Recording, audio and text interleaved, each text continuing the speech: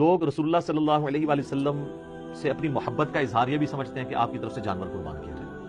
محبت کا اظہار تو اس میں تو کوئی بری چیز نہیں ہے، بلکہ یہ تو ہمارے ایمان کا حصہ ہے، لیکن وہ چیز مشروع بھی ہے. اس حوالے سے ایک حدیث پیش کی جاتی ہے جامعہ ترمذی اور سنن ابی داؤد سے کہ مولا علی علیہ السلام ہر سال 2 مینڈے قربان کرتے تھے.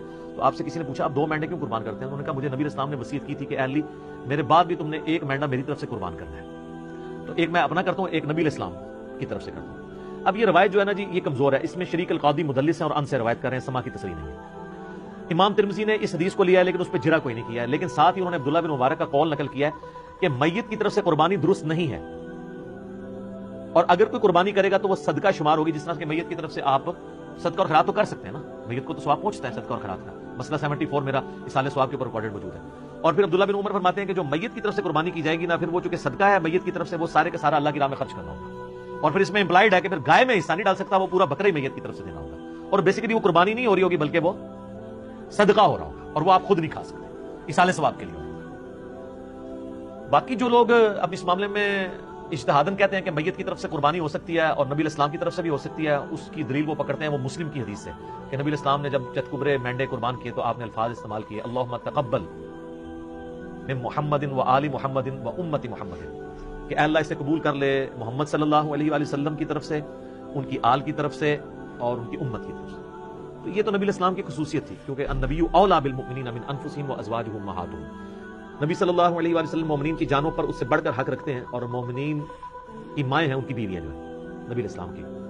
اس کانٹیکسٹ میں ایک حدیث بخاری مسلم میں ہے کہ جب اللہ تعالیٰ نے نبی علیہ السلام کو وسعت دی تو جب کبھی کوئی مقروض کا جنازہ لایا جاتا تھا نا، اس وسعت سے پہلے تو آپ کہتے تھے کہ جب تک اس کا قرضہ نہیں اترتا میں جنازہ نہیں پڑھوں گا، اور جب مقروض کا جنازہ وسعت کے بعد آتا تو آپ فرماتے ہیں کہ قرآن میں آیت ہے النبی اولیٰ بالمؤمنین من انفسہم وازواجہ امہاتہم، تو میں سب سے زیادہ حقدار ہوں کہ میں اس کا قرض اتاروں. آپ علیہ السلام نے یعنی خالی اس رشتے کو اویل نہیں کیا.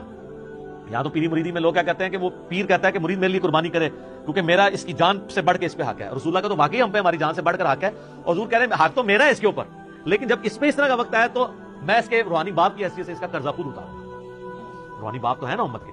صلاۃ بر محمد وعلی محمد اللہم صلی علی محمد وعلی آل محمد. تو اس حدیث کے تحت لوگ کہتے ہیں کہ جی وہ جو نبی علیہ السلام نے کہا کہ میری طرف سے اور میرے گھر والوں کی طرف سے، آل کی طرف سے، امت کی طرف سے، تو کہتے ہیں پھر امت بھی اگر حضور کی طرف سے کر دیں تو پھر میں یہ کہوں گا کہ یہ پھر مسئلہ اجتہادی ہے.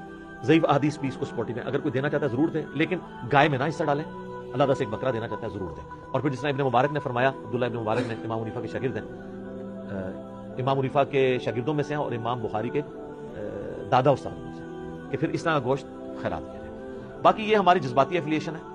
مجھے بتائیں کہ رسول اللہ صلی اللہ علیہ وآلہ وسلم اس کام سے خوش ہوں گے جو انہوں نے امت کے ذمہ لگایا ہے کہ امت کرے، یا اس کام سے خوش ہوں گے جو امت کے ذمہ لگایا نہیں ہے اور امت دھونس اور زبردستی کے ساتھ اتری ہوئی ہے؟ چلیں اگر آپ مولا علی والی حدیث سے پلی لیتے ہیں، وہ تو مولا علی کی ڈیوٹی لگائی نا، حضور نے امت کو تو نہیں کہا میرے بعد میرے نام کے کرتے رہنا. پھر بھی آپ اگر ان الفاظ پہ بھی جائیں گے تو وہ مولا علی کے لیے